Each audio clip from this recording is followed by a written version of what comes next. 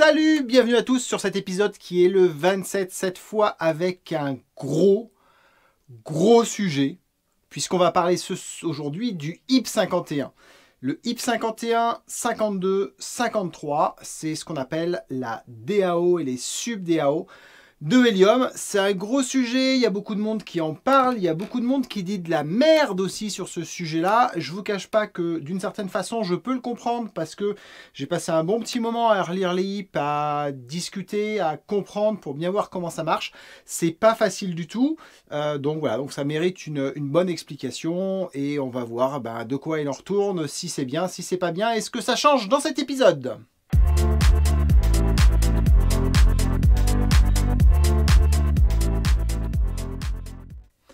Donc comme je vous ai dit, eh bien, on va parler du HIP 51, 52, 53, le HIP qui concerne la DAO et les sub-DAO. Alors pour faire un petit tour d'horizon très rapide, le HIP 51, eh bien, c'est celui qui concerne la mise en place en fait du principe des DAO et des sub-DAO.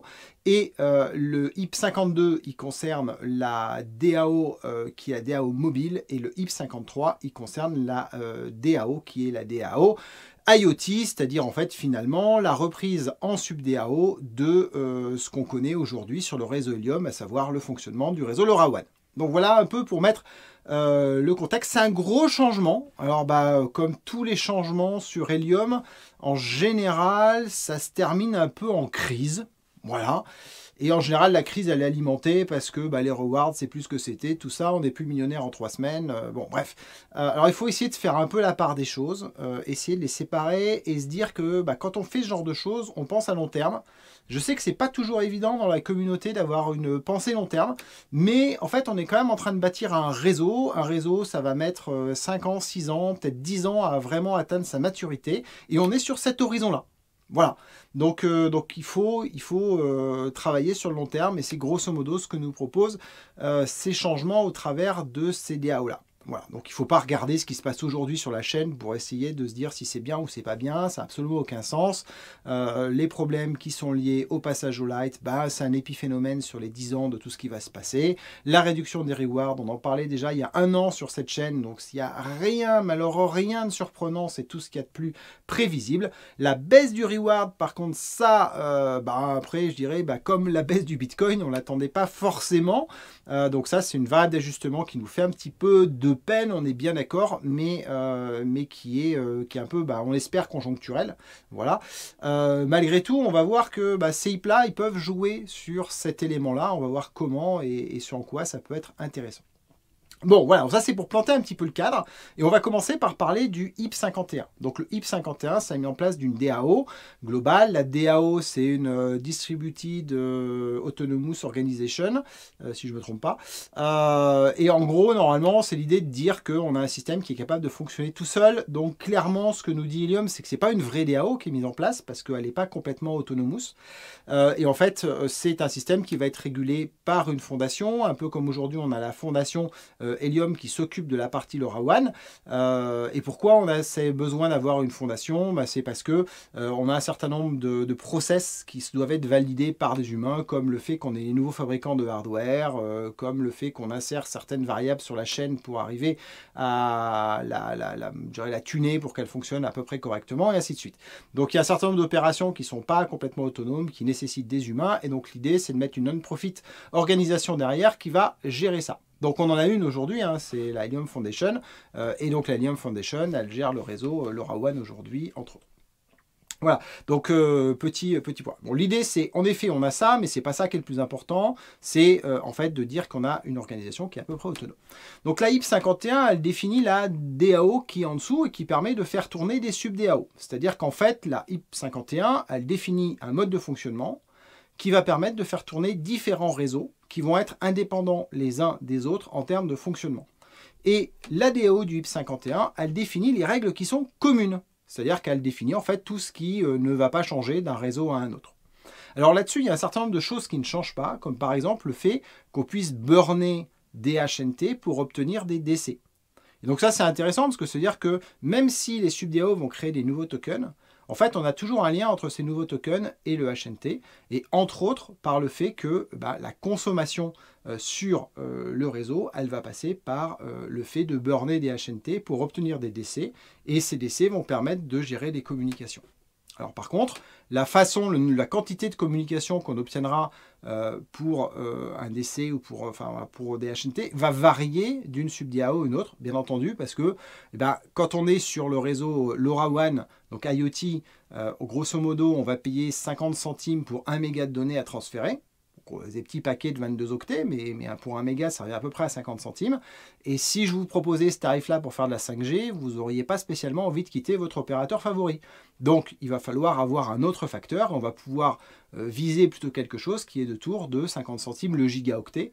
Ce qui nous paraît, nous, assez cher français, hein, on va bien se le dire, mais qui, aux États-Unis, est quelque chose de pas très cher. Voilà. Bon, comme après, la 5G ne nous concerne pas, c'est pas très grave. Voilà. Mais bon, globalement, on voit, vous voyez, des effets d'échelle comme ça qui sont différents d'une sub-DAO à une autre sub-DAO. Donc il y a ces règles communes comme par exemple le burn qui est fait. Il y a aussi les mécaniques de wallet qui vont être gérées au travers de la DAO, donc la capacité à pouvoir transférer les tokens d'un wallet à un autre, la capacité à transformer des tokens de sub-DAO en tokens HNT, ça aussi ça va être dans cette chaîne-là, et ainsi de suite. Donc ça va gérer ces règles-là. Il y a une autre chose que ça va gérer qui est assez importante dans ce HIP, c'est ça va gérer les droits de vote. Et ça va les gérer différemment. Donc aujourd'hui, vous savez que les droits de vote, en fait, quand vous votez pour un HIP, vous votez en fonction des tokens HNT que vous avez dans votre wallet au moment où vous faites le vote. Alors, je ne vous cache pas que moi, le wallet avec lequel je vote, c'est mon wallet de mineur et qu'il est tout le temps vide puisque je transfère vers Binance assez régulièrement pour pouvoir derrière, échanger mes tokens. Donc ça veut dire que globalement, quand je vote, c'est plus par principe qu'autre chose, parce que je vote avec 10 ou 15 HNT en portefeuille. Quand on voit que les votes ils sont en millions ou en dizaines de millions de votes, je représente absolument rien. Donc ça, c'est un peu pénible aujourd'hui, et pas très pratique pour arriver à gérer une DAO comme ça. Donc, le DAO met en place un système qu'on appelle les VEHNT, voilà, qui sont des tokens qui servent à faire des votes, et dont le mécanisme est un petit peu différent. C'est-à-dire que, de la même façon, pour avoir un vote, il faut un VEHNT. Si on a 1000 VEHNT, on a 1000 votes. Alors, on va me dire, pourquoi est-ce qu'on a un VEHNT, pourquoi on n'utilise pas les HNT? Alors, les VEHNT, ils servent juste à voter, hein, donc ils sont quelque part virtuels. Mais en fait, les VEHNT, ils ont un avantage, c'est qu'ils arrivent à se multiplier en fonction du temps pendant lequel on va bloquer des HNT. Donc en gros, c'est ça qui est assez intéressant, c'est que si vous avez un HNT et que ce HNT, vous décidez de le loquer pendant 6 mois, vous aurez un VEHNT. Et donc par conséquent, vous avez un droit de vote. Par contre, si vous êtes vachement plus engagé dans la chaîne et que vous avez décidé de bloquer plus longtemps vos HNT, on va dire jusqu'à 4 ans, et pour un HNT, vous pouvez avoir 100 votes. Donc vous voyez un effet multiplicateur qui est assez intéressant. Alors ça, c'est pas mal pour deux choses. Ça veut dire que déjà, on peut inciter les gens à bloquer pendant une longue durée les tokens, ce qui veut dire penser long terme. Donc ça, c'est assez intéressant.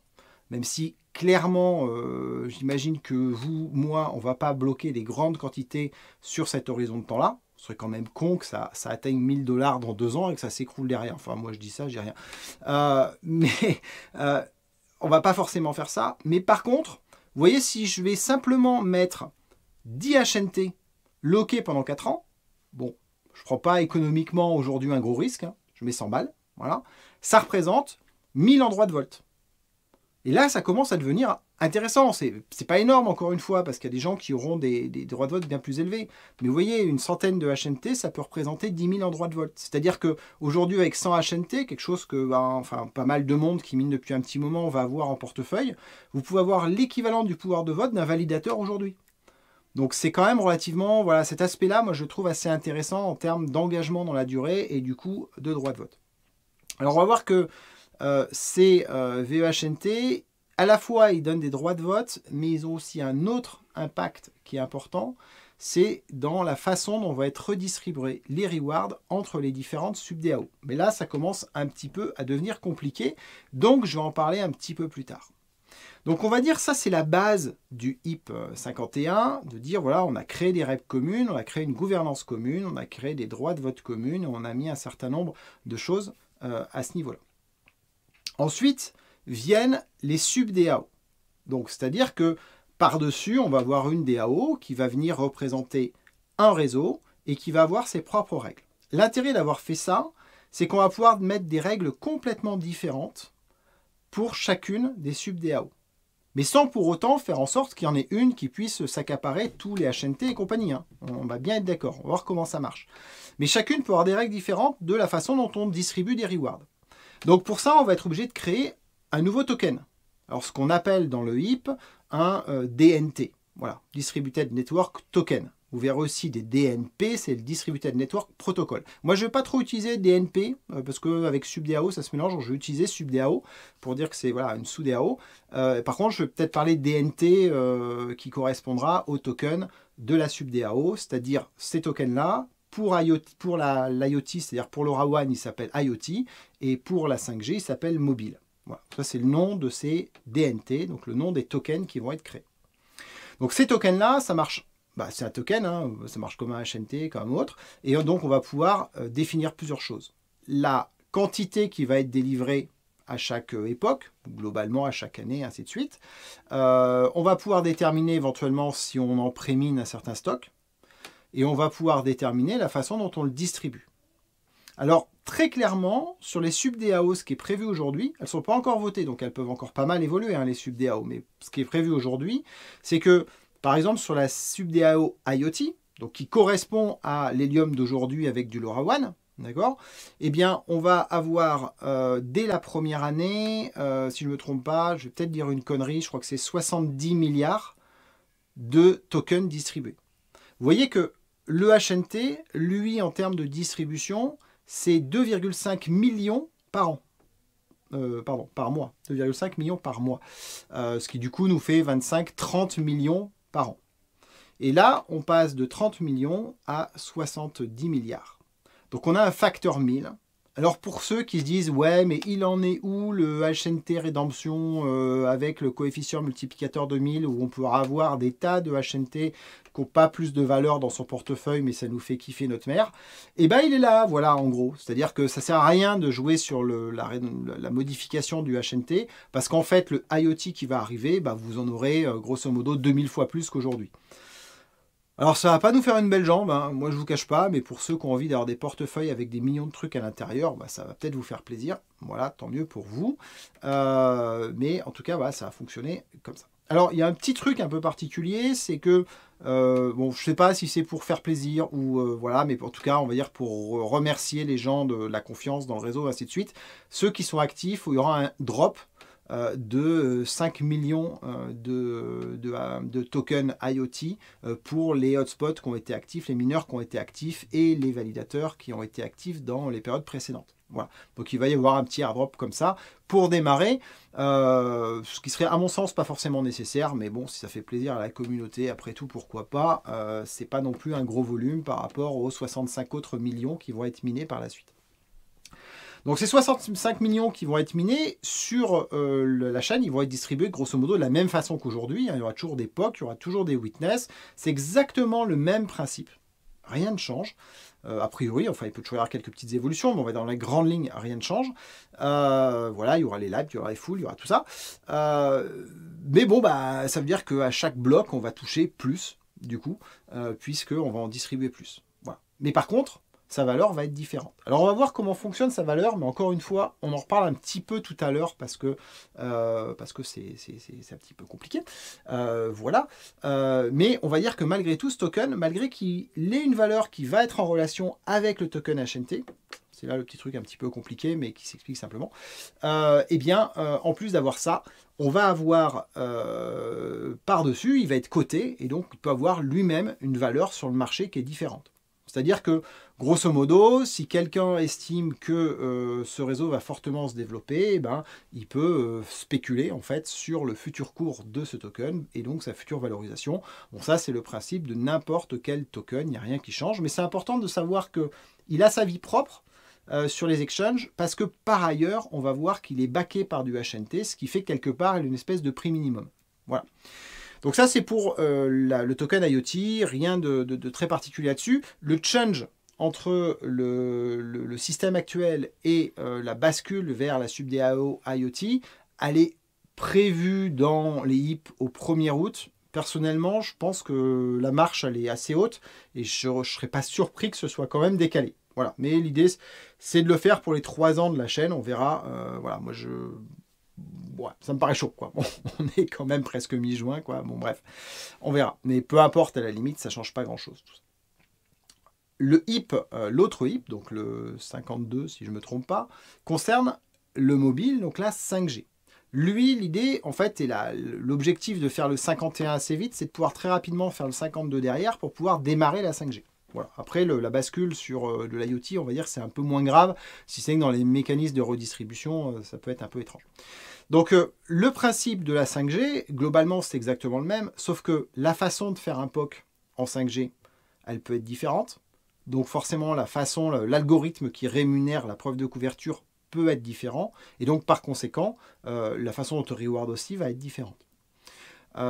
D'autres éléments sur la 5G, par exemple, comme on a dit, la conversion entre des décès et des quantités de données transférées n'est pas la même. Le ratio n'est pas le même, puisqu'on va avoir un ratio facteur de 1000 à peu près, puisqu'on veut 1 giga pour 0,5 $.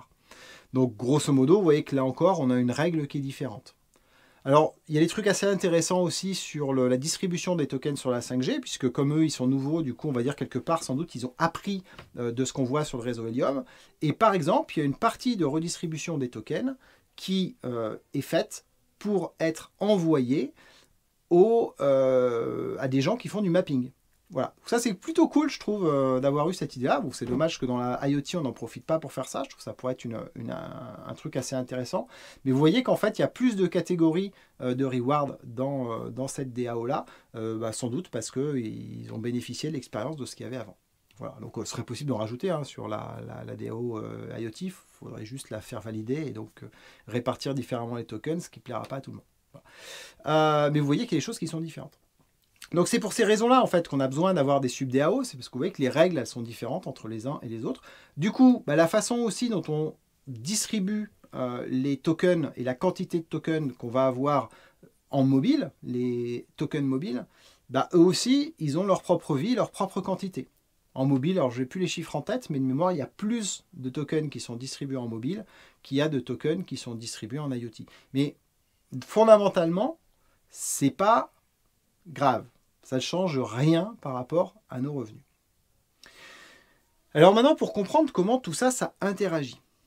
Tout ça, ça interagit, en fait, en créant un lien entre chacune des sub-DAO et le token HNT.